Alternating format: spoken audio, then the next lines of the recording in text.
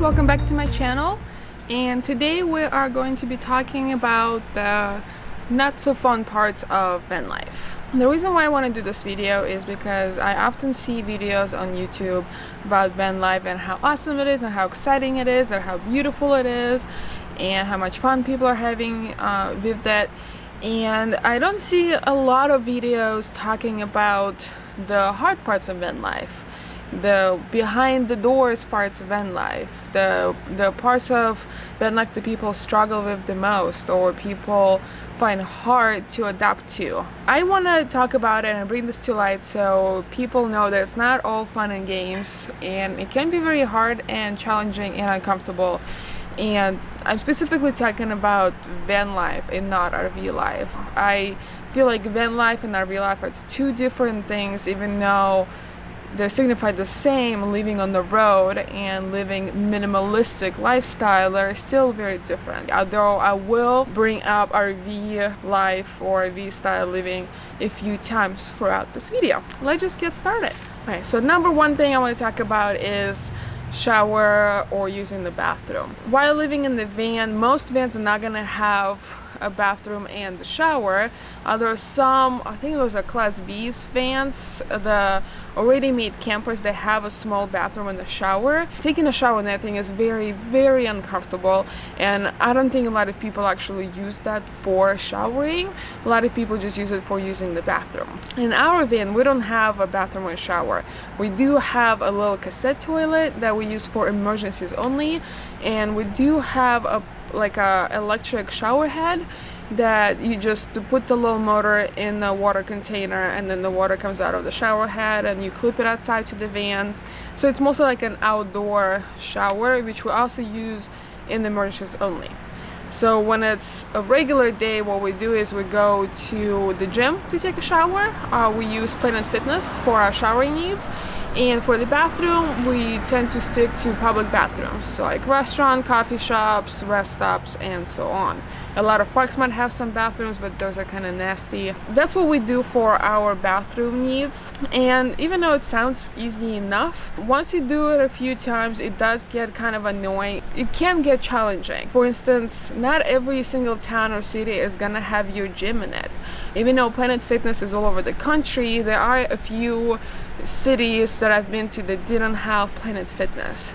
So there are going to be days where you're going to go without shower. Could be 2 days, could be 5 days, could be a whole week or even more. And in that regard, you have to kind of resort to alternatives such as using baby wipes or just doing a quick rinse out of like the sink type deal. And for the bathrooms, even though there are a lot of public bathrooms out there, in some cities, a lot of coffee places and restaurants, they're only allowed to use the bathroom if you've been a customer. So if you buy something, they have like codes or keys and whatnot, but a lot of places don't do that.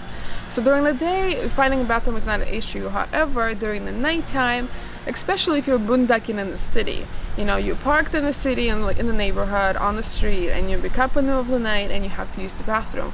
Where do you go? You can't just go on the sidewalk and pee, especially as a female. I can just go and squat in the middle of the sidewalk. I mean, I could, but it's not legal, and if I get caught, I can get in a lot of trouble. That's why we have a little cassette or portable toilet, and we use it in those situations. Even though showering in bathroom is not as hard as might seem by just like talking about it or watching the videos, if you do it enough times, eventually after a few months of doing that, it is going to get annoying. And every time you want to take a shower, you have to drive to the gym that you have a membership with. Sometimes it can be kind of far from where you're staying, but you don't have the comfort of getting up and going to the shower like you do in an apartment or a house. And same with the bathroom. You have to like plan it, and you have to find it, and you have to go there to use it. You can't just get up and walk to the next room.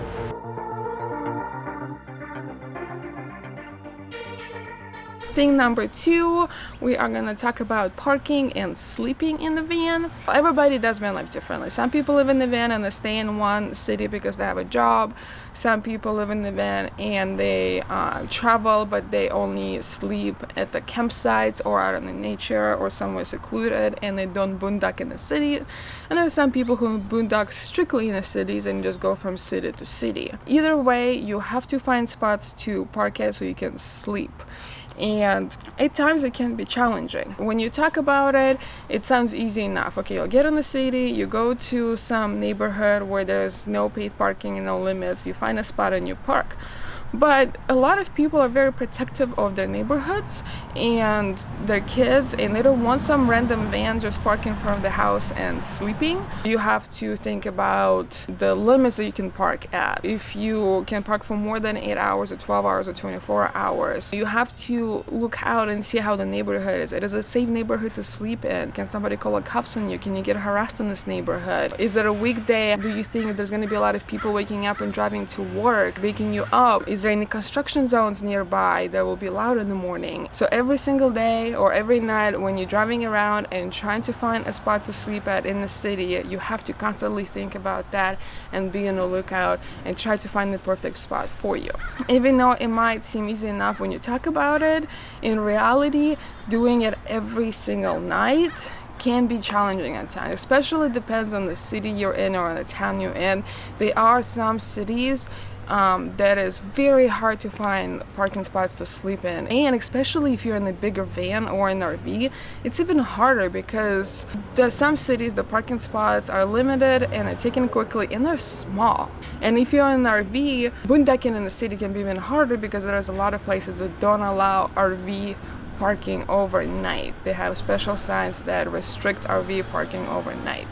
If you want to sleep more in nature or camping wise, that might not be as much of a problem for you, but there are going to be nights where you're going to be sleeping, whether it's in a Walmart parking lot or somewhere in the city, because you didn't get to your camping spot or your nature spot fast enough, or it's too dark, or you're just too tired to drive any longer, so you want to just park and sleep. Number 3 is space. Because the van is such a limited space, you can't really have a lot of things. So you kind of have to embrace that minimalistic lifestyle, and you don't really have an option unless you buy like a gigantic Class A RV. You don't have a lot of space, so you really have to think about the things you have. When I was going through my stuff and downgrading or downsizing, I was looking at every single item and I was thinking to my head, is it something I need or is it something I want? And I was able to get rid of a lot of things that way. However, I still have a lot of things, and I know all of them are not going to fit in our van, so I need to go through my things once again and downsize even more. Space is a huge, what is to say? I would want to say problem. I guess it is a problem and a blessing at the same time. It forces you to not have as many things and not spend as much money on unnecessary things. But at the same time, it can be very challenging. When we built our van, we built it so everything is very easily accessible. We don't have to move 2 things to get to one thing. But there are a lot of vans that are even smaller, and they're built where nothing is very easily accessible. You have to move the bed or pull up the bed to get to something, or you have to move one thing to be able to cook. If you live in a smaller van, that can be a possibility for you, and you have to be okay with that. You have to be okay with constantly moving things to get to things. Every single thing in your van, that's something you use almost on a daily basis. So you're going to be touching everything and moving everything every single day. You just have to be okay with that. You have to be okay with not having a lot of space and not having a lot of things. If you're a person who needs their space, who need to have a big room to be able to move around or place things, or if you're a person who like to collect things, if you're a collector, living in the van might not be something for you. And because the space is such limited, the cleaning wise becomes easier and harder at the same time. Your van gets dirtier a lot quicker. Living in the van, you wake up and it's nice and clean and organized, and by a few hours later it's a mess because you are using every single thing in your van. And if you are not very organized, your van is going to get dirty and unorganized very quickly. And by very quickly, I mean within hours. To add some positive things to it, because your van is such a small space, cleaning the whole van takes literally no time. Usually it takes me no more than half an hour to clean out the whole van, including sweeping the floors and putting everything where it belongs, and it looks perfect and organized and like it's been deep cleaned. And because it takes no time cleaning the van, I have more time spending outdoors and exploring and adventuring and learning and growing and having fun, which is amazing. Another thing I want to talk about is comforts. When you live in the van, you are giving up certain modern day comforts. You know, you don't have a full bathroom, you don't have a full bedroom, you don't have a full living room. And you need to be okay with that. Van life, it's not all fun and games. You are gonna be uncomfortable more times when you think. You are gonna face some challenges that you will need to overcome.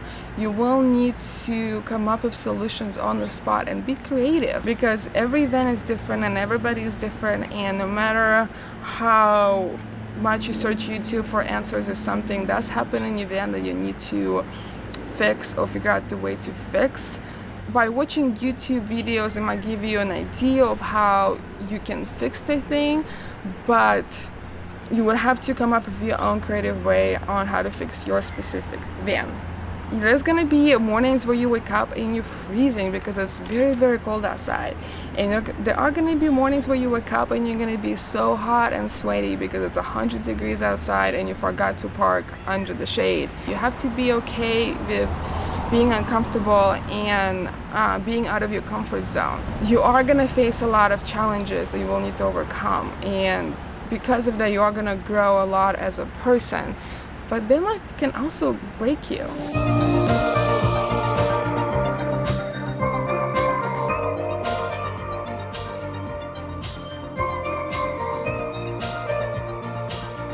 I feel like van life is all about compromises and choices. You know, what compromises are you willing to make in order to live this lifestyle? So like for me, for example, I am the happiest when I'm traveling, when I'm on the road, when there is something new happening every single day. Every time I stayed in a city and I got an apartment and I got a job and everything was perfect and I was making good money and everything was like smooth, I would become very, very unhappy very quickly, because that routine and that structure, it was just kind of draining for me. There was nothing really exciting going on in my life, and it was very, very boring for me. Eventually I decided that I need to be constantly on the move. I used to be constantly traveling and exploring and adventuring and meeting new people, and be every single day different from the day before, and live in the moment and live in the day and not worry about the future or the past. And I found van life. And after doing some research and trying it, for me personally, I made the choice that I am willing to give up modern day comforts such as having a bathroom in the living room and the bedroom, and not have constant electricity and not have constant internet. And I was willing to give that all up to be able to travel and adventure and explore in the van. If you are not ready to give those things up, maybe van life is not something for you. You really have to think about what are you willing to give up and what compromises are you willing to make, and just decide from there. Ultimately, do what makes you happy. If living in a house and having a steady job makes you happy and makes you feel fulfilled, then great, do that. If living in the van and traveling around makes you happy, that's awesome. The message is just do whatever makes you happy, live in the present. Anyways guys, I hope you really enjoyed this video. Don't forget to like and subscribe, leave me a comment down below, and I'll see you guys soon.